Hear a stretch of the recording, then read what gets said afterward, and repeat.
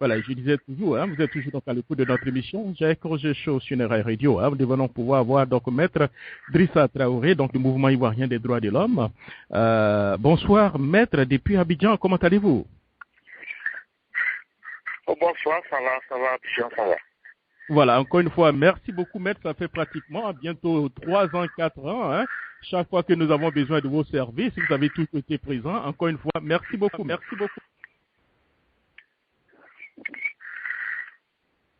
Ok, c'est tout à fait normal parce que, vous savez, nous avons un engagement pour les droits de l'homme et donc chaque fois qu'il est question de parler des droits de l'homme de notre pays, nous faisons le devoir de répondre présent et de donner notre éclairage, de donner notre point de vue, de donner ce que nous constatons afin que chacun puisse apprécier dans le sens de faire améliorer les choses dans notre pays. Voilà, merci beaucoup. Hein. Nous profitons donc pour vous présenter dans nos vœux les meilleurs. Hein. Alors, nous vous donnons donc la possibilité certainement de vous adresser donc à la diaspora africaine en général et ivoirienne en particulier avant le début de notre émission. Mais...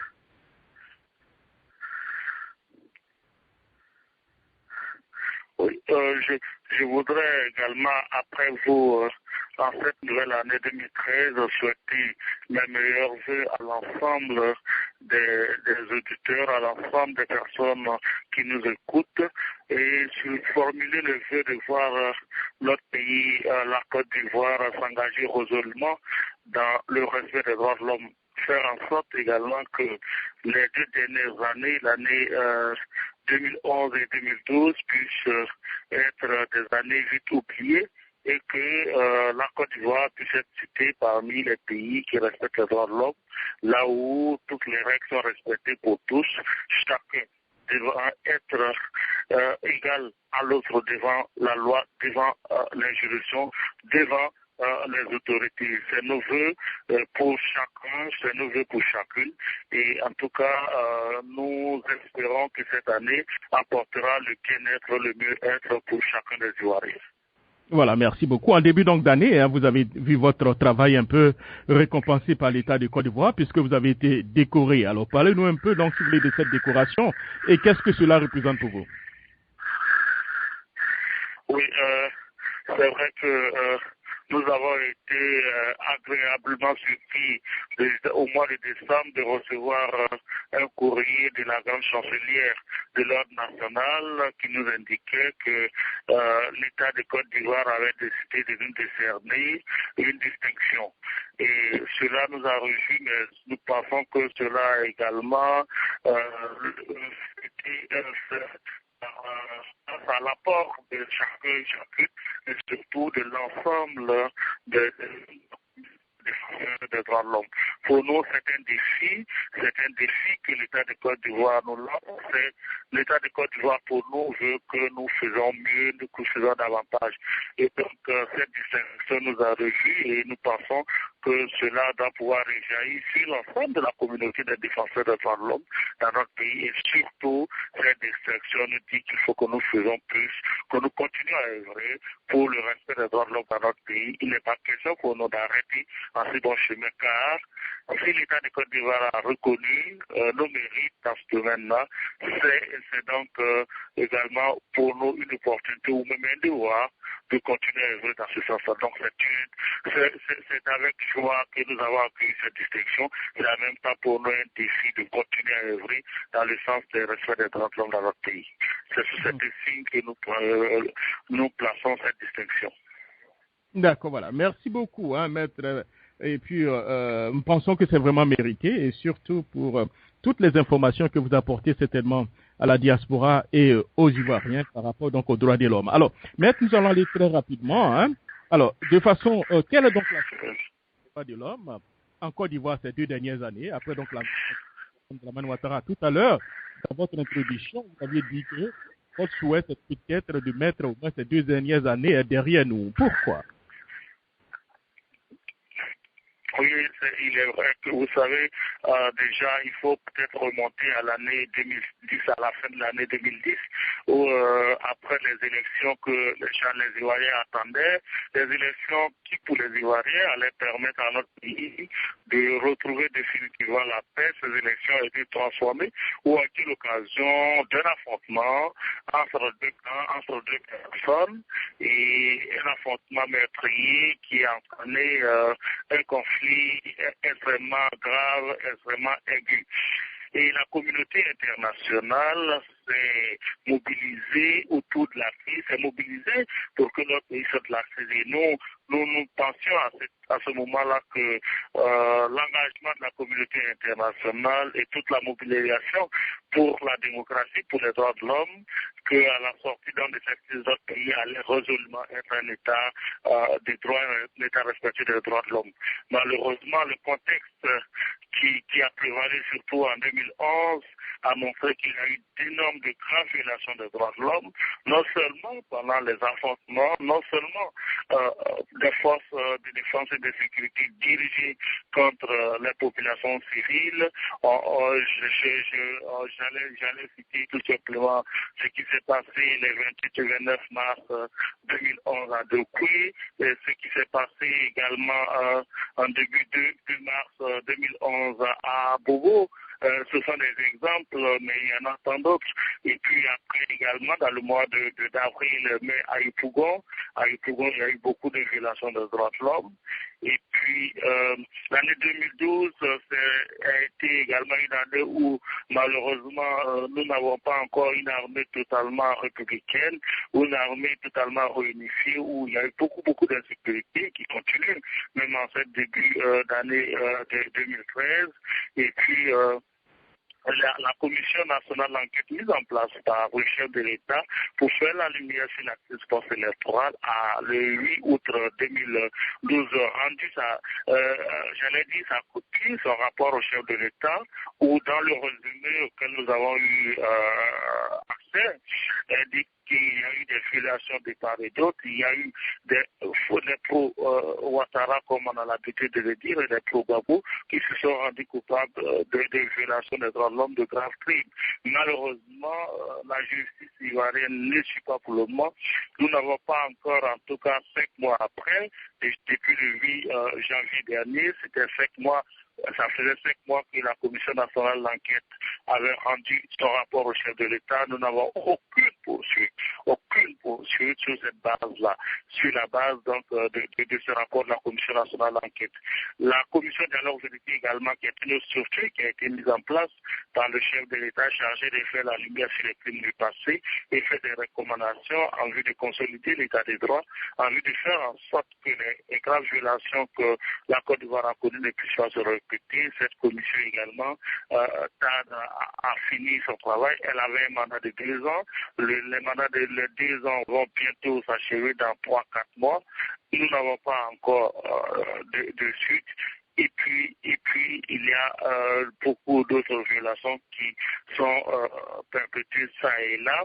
Une partie de la population a peur, une partie de la population estime qu'elle est marginalisée, qu'elle est prise possible, c'est d'autant plus que les auteurs de violations à leur endroit ou à leur encontre ne sont pas poursuivis. Et certains semblent même être promus. Nous avons des personnes qui ont été citées dans certains rapports qui sont aujourd'hui nommés des préfets des régions Sahel. Et donc, vous savez, l'année 2000, pour me résumer, sur ce plan-là, je peux dire l'année 2000, la fin de l'année 2010 a été une fin d'année très catastrophique pour les Ivoiriens. L'année 2011 a été également une année assez difficile pour les droits de l'homme, même si il faut tenir compte du contexte, il faut tenir compte du conflit qui est arrivé, il faut tenir compte de la désorganisation du système de sécurité ivoirien, il faut tenir également compte du fait que la police et la gendarmerie ne sont pas dotés surtout de moyens adéquats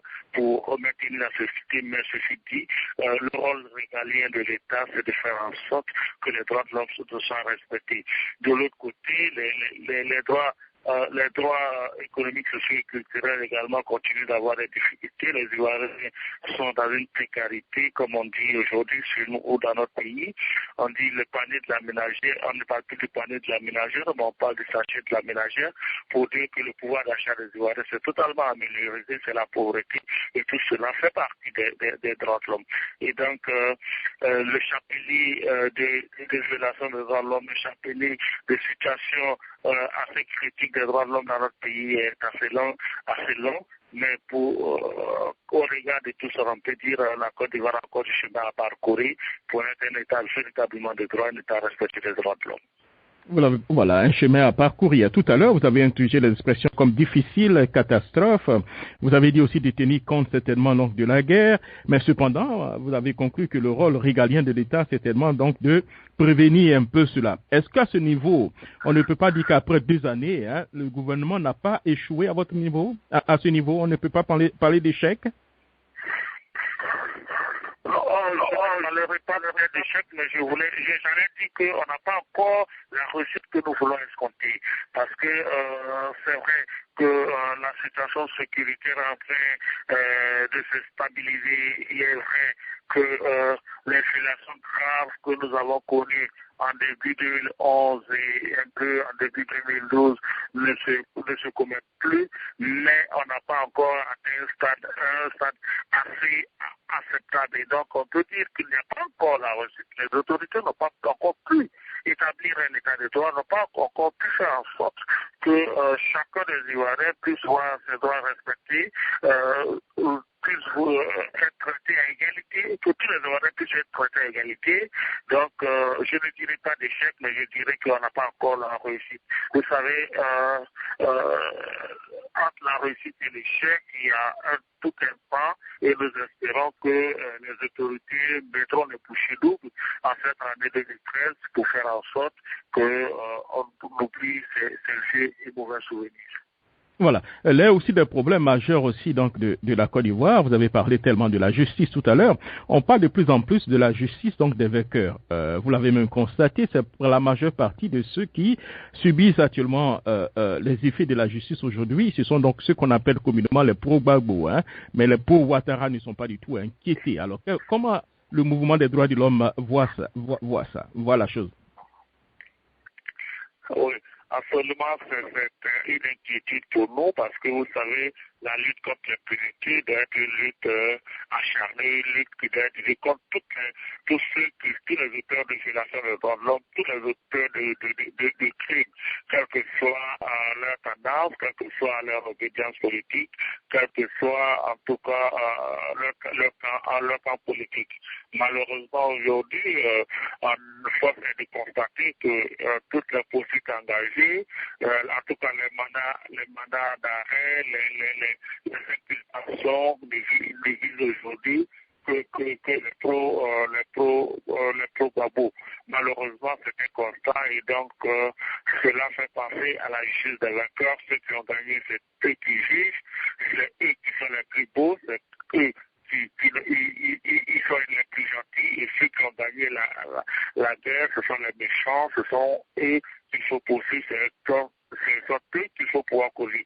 Pour nous, ce n'est pas ça la lutte contre l'impunité. Il faut bien qu'on se rappelle qu'en 2000, lorsque le charnier de pouvoir a été découvert, le mouvement ivoirien des droits humains, les MIDH, que j'ai l'honneur de diriger aujourd'hui, a fait un travail assez important concernant le charnier de pouvoir. Il y a eu des procès. Malheureusement, il n'y a pas eu de coupables. Tous ceux qui avaient été poursuivis ont été déclarés non coupables. Et puis, on a vu comment la crise allait s'accentuant jusqu'au conflit armé du 19 septembre 2002.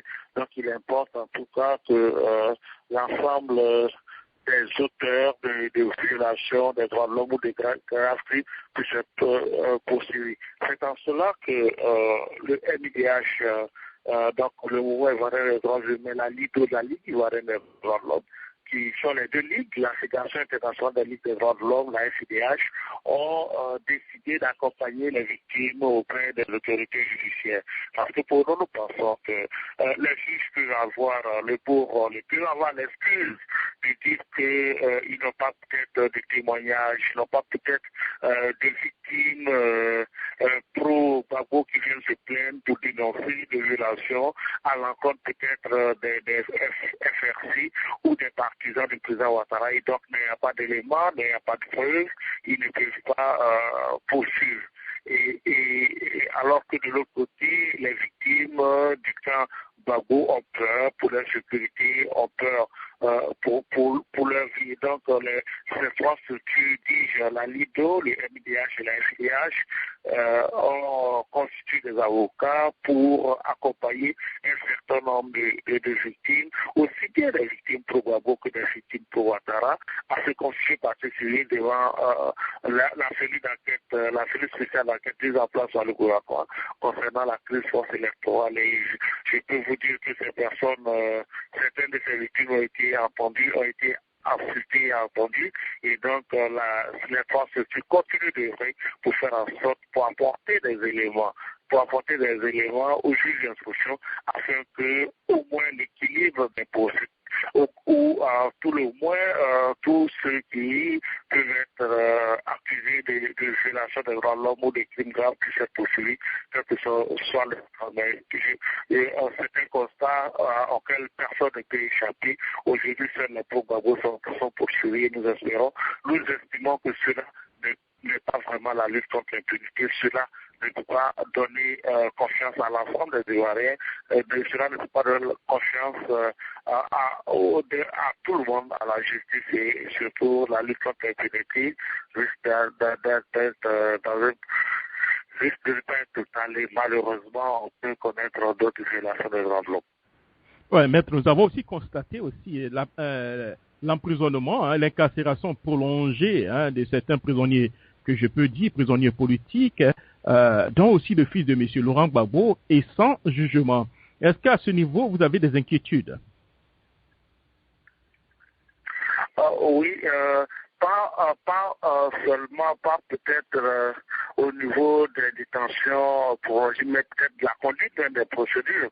Parce que vous savez, en matière de crimes, le code de procédure pénale permet aux juges d'instruction de décerner des mandats de dépôt qui doivent révéler tous les 4 mois.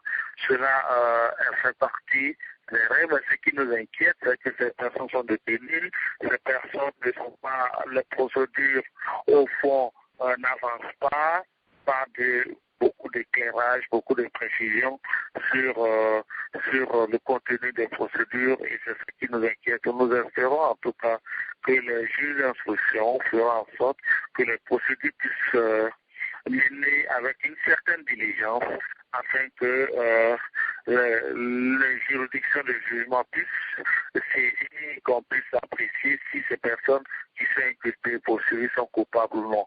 Parce que il faut rappeler que en Côte d'Ivoire, la liberté est le principe de la détention d'exception, et donc dans le cadre des procès contre un individu, il est mieux de privilégier la mise en liberté provisoire. Certains en ont bénéficié et d'autres non, et nous espérons que soit ces personnes qui sont encore en détention pourraient bénéficier d'une liberté provisoire, ou à tout le moins que les procédures soient menées avec beaucoup plus de diligence et de célérité afin que les jugements de jugement puissent se réunir. Mais à votre avis, où se trouve un peu le hic? Est-ce que il n'y a pas du tout de volonté politique, ou bien c'est la justice qui ne fait pas suffisamment son travail, à votre avis? Où se trouve donc le problème? Le problème au niveau du puisque une cellule spéciale a été créée, ces juges ont plus de moyens que les juges de façon normale ou de façon ordinaire, et donc en tout cas aucun des juges aujourd'hui n'a indiqué avoir eu des pressions, d'avoir eu des problèmes politiques ou l'influence des politiques, et donc nous pensons que ce sont les juges aujourd'hui qui manquent de diligence, qui manquent de mener leur procédé avec célérité. Malheureusement, c'est ce que nous pouvons constater. Il n'y a aucun acte des politiques aujourd'hui qu'on peut mettre en cause dans l'ensemble des procédures. En tout cas, nous n'avons pas connaissance d'une implication des politiques dans la lenteur des procédures en cours aujourd'hui. Alors, puisque vous avez parlé un peu donc des juges, hein, le chef de l'État était donc en visite la semaine dernière en Allemagne et le ministre a présubi le décret donc de limoger le procureur de la République alors que lui-même il a été nommé par décret présidentiel. Alors, est-ce que vous avez un commentaire sur ça, maître? Oui, selon les informations que nous avons, les décrets remplaçant ou limogeant, si on peut utiliser ce terme, du procureur de la République, du tribunal de première instance d'Abidjan et du procureur général avaient été signés avant le voyage du chef de l'État. Et il faut dire que les procureurs étant liés à l'exécutif, et cela ne nous dérange pas si évidemment les reproches qu'on peut leur faire, les reproches administratives. Malheureusement, officiellement, on n'a pas d'informations sur les raisons pour lesquelles aussi bien le procureur de la République du tribunal de première instance d'Abidjan Plateau et du procureur général près la cour d'appel d'Abidjan ont été limogés. Mais nous pensons que, étant donné qu'il s'agit de parquet, il s'agit de juges du parquet qui sont liés à l'exécutif et qui, dans notre système, peuvent recevoir des instructions de l'exécutif. Cela peut pas faire partie de l'ordre normal de la gestion administrative, sauf si, éventuellement, on apprenait plus tard que c'était lié, que ces limogeages ont pu avoir un lien peut-être avec des procédures pour l'heure. Nous n'avons pas cette information et donc nous sommes obligés de dire sur le plan administratif, c'est tout. S'il y a la possibilité de remplacer les responsables des parquets et secrétaires n'ont pas un commentaire particulier, sauf à espérer que en tout cas, c'est d'autres purement administratifs et que ça n'a rien à voir avec peut-être des actes qu'ils auraient posés que l'autorité n'aurait pas apprécié, sauf peut-être allant dans la lutte contre l'impunité peut-être. Alors, donc, si je comprends bien, hein, en fonction des informations dont vous disposiez, hein, vous pensez qu'il a été limogé par décret présidentiel. Le décret était signé avant le départ du chef de l'État. C'est un peu cela. Oui, c'est ce que nous avons appris, mais je puis le dire qu'on n'a pas vu les décrets. Et comme les concernés également n'ont pas fait de déclarations particulières, nous nous sommes inspirés en tout cas que l'ensemble des règles puissent être respectées et que leur limogeage a respecté les principes établis, les principes administratifs établis dans le cadre des règles en Côte d'Ivoire où une personne qui a été nommée par décret, c'est par décret qui a pu être limogé. Le parallélisme des formes, nous espérons que cela a été respecté parce que si dans le domaine de la justice, cela n'est pas respecté, ça pourrait être inquiétant. Mais en tout cas, les informations que nous avons, c'est que les décrets ont pu être signés avant le voyage du chef de l'État. D'accord, voilà. On reviendra un peu sur cela tout à l'heure. Mais aussi en début d'année a été donc sombre pour la Côte d'Ivoire, avec donc la bousculade qui a fait plus de 62 ou 3 morts. Hein. Un commentaire, maître? Oui, d'abord, il faut s'incliner devant la dépouille des personnes qui sont mortes lors de cette bousculade de la nuit de la Saint-Sylvestre, donc dans la nuit du 31 décembre 2012 au 1er janvier 2013. Il faut, nous apportons toute notre compassion, tout notre soutien, notre solidarité aux parents des victimes, aux victimes qui sont blessées et nous leur souhaitons un propre établissement. Mais nous pensons que des rassemblements qui peuvent réunir 1 million, 2 millions, 3 millions de personnes, les autorités doivent pouvoir prendre les mesures nécessaires du début jusqu'à la dispersion totale des foules. Mais ce que nous constatons et ce que nous pouvons apprécier d'abord, c'est que dès le 1er janvier, le chef de l'État s'est rendu sur les lieux. Dès le 1er janvier, le chef de l'État a demandé la mise en une enquête pour situer les responsabilités. Donc, cela est un acte positif et quelque chose à apprécier, à remercier. Nous souhaitons que les autorités puissent être promptes lorsque cet événement se produit pour faire en sorte que la lumière puisse être faite sur ces choses.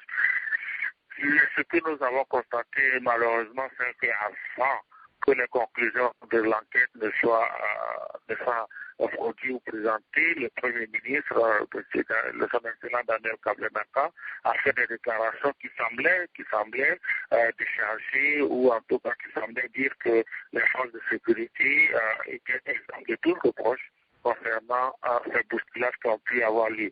Nous avons également entendu le gouverneur du district d'Abidjan, qui est le principal organisateur de cette fête conduite des Lumières, dire qu'ils avaient pris le district toutes les mesures nécessaires.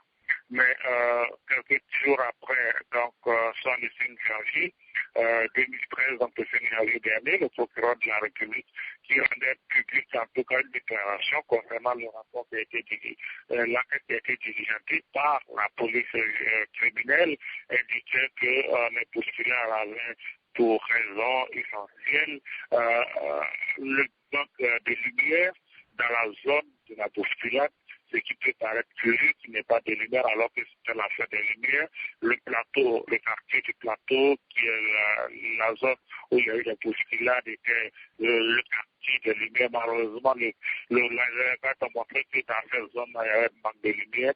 Deuxièmement, il y avait des troncs d'arbres sur la voie publique, ce qui montre en évidence que les services techniques, qui en soient aussi bien du district d'Abidjan que de la mairie du plateau, n'ont pas fait leur travail, que c'est un service de faire en sorte que les tombades ne dispersent pas. Troisième raison, une clôture des mineurs en construction aux abords du lieu de la bousculade, donc cette clôture qui a rétréci à la voie. Qui également peut nous indiquer qu'aussi bien les services techniques du district d'Abidjan que le ministère de la Construction n'ont pas joué véritablement leur rôle pour faire respecter les normes de sécurité concernant la clôture pour la protection des chantiers. Quatrième élément soulevé par le procureur de la République, c'est l'insuffisance des forces de l'ordre, c'est l'insuffisance des forces de sécurité pour encadrer le nombre impressionnant de personnes qui sont rendues dans ce quartier du plateau pour assister au feu d'artifice. Et donc également, il est important de saluer la célérité avec laquelle cette procédure, cette enquête a été menée, mais l'État, notre plus grand souhait, peut-être puis également un peu c'est que cette enquête ne reste pas nettement. Et puis le MIDH, à l'occasion donc de communiquer du procureur, a fait une déclaration où le MIDH souhaite vivement que cette enquête puisse être suivie d'ici, que des poursuites soient engagées pour que les auteurs éventuels puissent répondre de leurs actes. Parce que l'inquiétude que nous avons, le rapport de la Commission nationale d'enquête qui a été donné ou déposé, présenté au chef de l'État le 8 août, est sans effet jusqu'à aujourd'hui.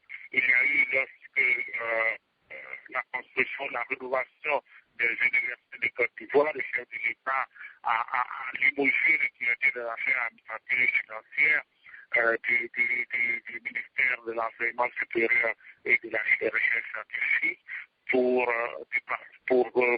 malversation dans les marchés, dans l'exécution des marchés des universités. Une enquête a été promise.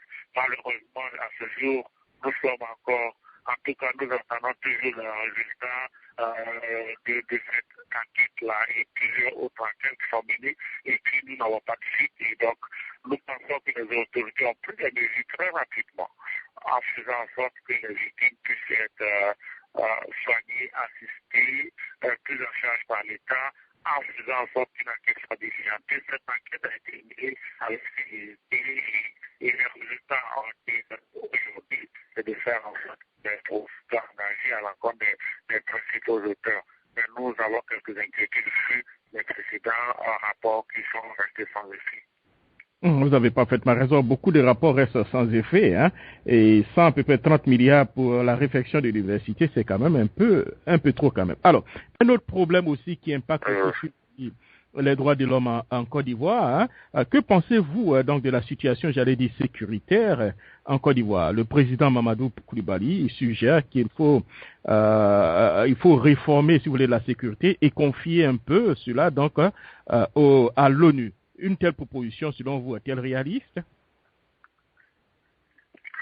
Pour nous, nous pensons que déjà, il faut dire que la question sécuritaire est la plus grande préoccupation de l'heure aujourd'hui. Nous pensons que les autorités doivent faire en sorte que le secteur déjà de la sécurité doit être revu, doit être réformé pour faire en sorte que les forces de sécurité, aussi bien la police, la gendarmerie que les forces armées soient véritablement républicaines. C'est une grande inquiétude pour nous parce qu'aujourd'hui, nous constatons à travers les rues que la police et la gendarmerie manquent d'équipement pour assurer le maintien de l'ordre et que les militaires qui, de façon traditionnelle, sont chargés de la sécurité du territoire national, sont ces forces-là qui font la sécurité interne alors qu'elles n'ont pas de formation particulière.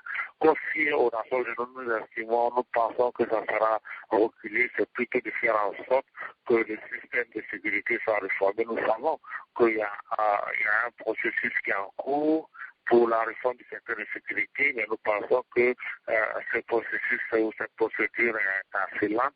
Cette procédure n'avance pas rapidement lorsque la nécessité est là, est présente. Nous espérons en tout cas vivement que les autorités prendront à bras le corps la question sécuritaire, la question de la réforme du système de sécurité, la question de faire en sorte que les forces de police et de gendarmerie, qu'on appelle les forces de première catégorie, puissent être dotées de matériel, de moyens appropriés pour assurer la sécurité, parce que sans sécurité, il ne peut pas avoir les droits de l'homme sans la police et la gendarmerie à intervenir, à faire en sorte que les acteurs des violations des droits de l'homme soient arrêtés, que si ces forces-là ne sont pas dotées des moyens adéquats, malheureusement, on sera dans cette situation d'insécurité, de peur permanente, de tentatives d'atteinte à la sécurité de l'État permanente. On voit un peu une cause permanente de l'insécurité, de déstabilisation, tant que les forces de sécurité ne seront pas reformées, malheureusement, nous serons dans cette situation, mais nous ne pensons pas qu'il faille confier, en tout cas, la question de la sécurité aux forces des Nations Unies. Nous pensons même que ce n'est pas leur rôle. Ils n'auront pas suffisamment de forces, les forces de sécurité pour maintenir la sécurité sur l'ensemble du territoire national. C'est les forces ivoiriennes qui devraient le faire, mais ces forces doivent être formées, d'avoir l'esprit de œuvrer, travailler pour l'ensemble des Ivoiriens. Vous avez parlé donc de cette forme. Certaines personnes pensent plutôt que l'armée ivoirienne ou bien les armées ressemblent plutôt à des milices, hein, parce qu'ils pensent que ces armées sont composées de jeunes paysans, de gardiens, de troupeaux, de mécaniciens, d'employés de maison, d'élèves, des œuvrés et autres qui forment qui composent cette armée. Hein. Donc ils remettent en cause, même si vous voulez, la qualité même des gens qui sont dans cette armée. Oui, c'est pourquoi nous souhaitons que la réforme du secteur puisse se faire le plus rapidement possible. Vous savez, dans la réforme du secteur de la sécurité, elle définit clairement les critères, les conditions pour que les personnes qui doivent appartenir aux forces de l'armée ivoirienne devraient respecter. Aujourd'hui, c'est vrai que nous constatons à travers la ville d'Abidjan que c'est une répartition des zones ce qu'on appelait traditionnellement les chefs de guerre, donc les responsables militaires, qui se sont également partagés à Abidjan. Et donc, c'est des groupes, je l'ai dit, des clans ou des groupuscules qui ne répondent pas toujours à la hiérarchie militaire, qui font la loi ci et là, qui apportent la sécurité, qui les Ivoiriens ont raison, pour en tout cas beaucoup de raisons, les Ivoiriens ont raison d'avoir peur parce que nous ne voyons pas cette chaîne de commandement qui est faite, qui est respectée par tous. Nous ne voyons pas des chefs nommés dans la tête des corps, avoir les moyens nécessaires ou l'autorité nécessaire de se faire respecter.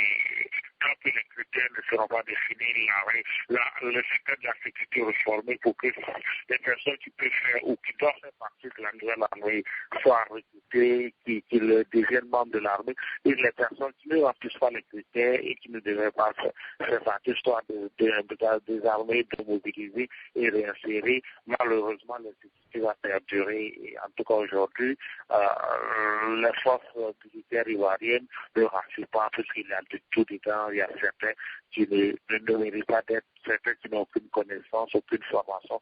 Malheureusement, c'est ceux-là aussi qui sont à la base de la sécurité. Voilà, mais une dernière question avant de passer donc à la réaction de notre panel, hein, par rapport, quelle est la position du mouvement ivoirien donc des droits humains par rapport donc à la Cour pénale internationale? Est-ce que pensez-vous donc de la présence de M. Laurent Gbagbo à la Cour pénale internationale? Madame Simone Gbagbo ici est réclamée. Hein, selon vous, est-ce que la Côte d'Ivoire doit laisser partir Simone Gbagbo à la Cour pénale internationale? Et la troisième question, par rapport donc à l'arrestation donc de M. Charles Blé Goudé, où il y a eu beaucoup donc d'infos et de spéculations. Est-ce qu'à ce niveau vous êtes informé? Je voudrais dire que le mouvement ivoirien des droits humains que j'ai l'honneur de diriger œuvre depuis 2005 à l'avènement d'une Cour pénale internationale crédible, indépendante et vraiment véritablement universelle. Et donc nous sommes membres de la coalition ivoirienne pour la Cour pénale internationale, dont j'ai la responsabilité d'assumer le poste de premier vice-président.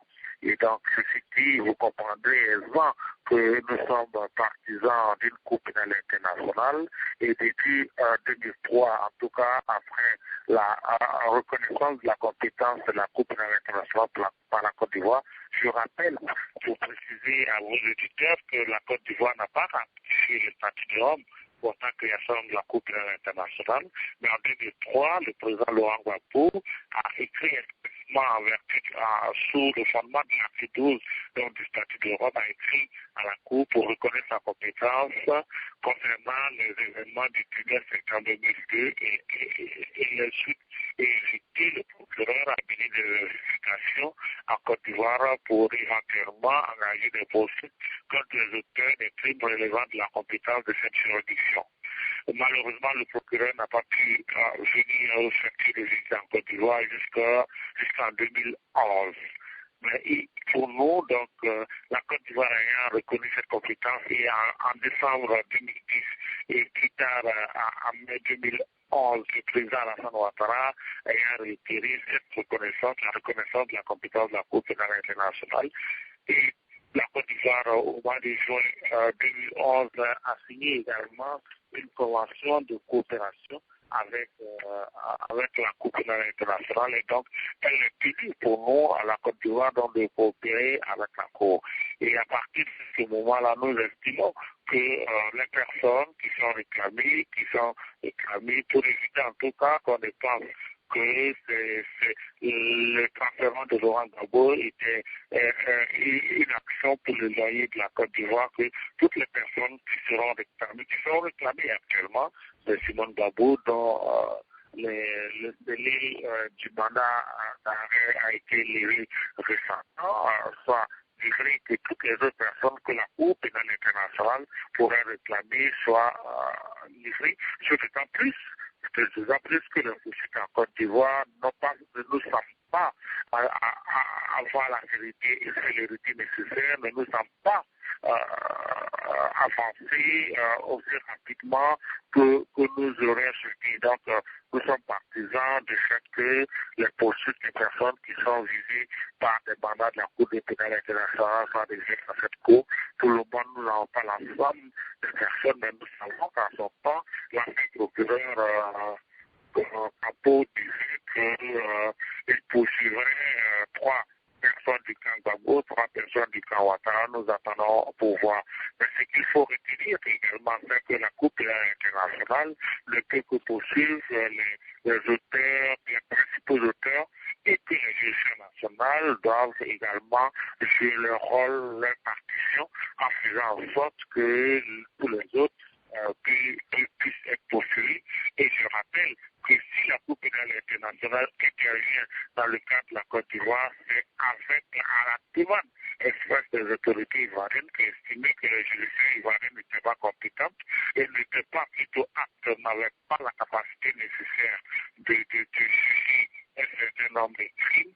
Et donc, nous ne croyons pas que cela soit judicieux qu'en plein milieu du processus, qu'on puisse dire à la Cour pénale internationale, allez-vous-en, maintenant laissez-nous. Vous avez dit à Laurent Gbagbo, vous les jugez, laissez-nous juger les autres. Nous pensons que cela ne permet pas, ne favorise pas également l'idée de ce que la Cour pénale internationale aussi qui serait juste. Et donc les personnes qui sont poursuivies, où il y a des mandats devant la Cour, puissent, en tout cas à notre sens, être livrés.